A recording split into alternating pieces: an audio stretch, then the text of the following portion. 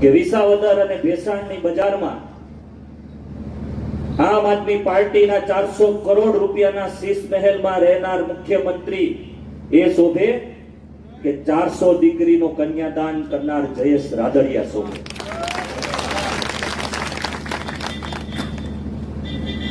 તે નિર્ણય કરવાનો સમય આવી.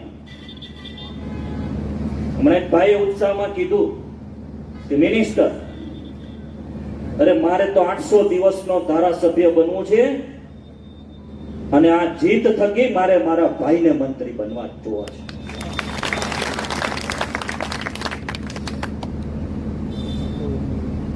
ખાલી 800 દિવસ તમે મને આપો,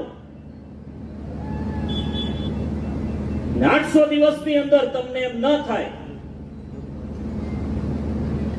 કે પેરિસની બજાર જેવા જો રસ્તા ન બનાવી દઉં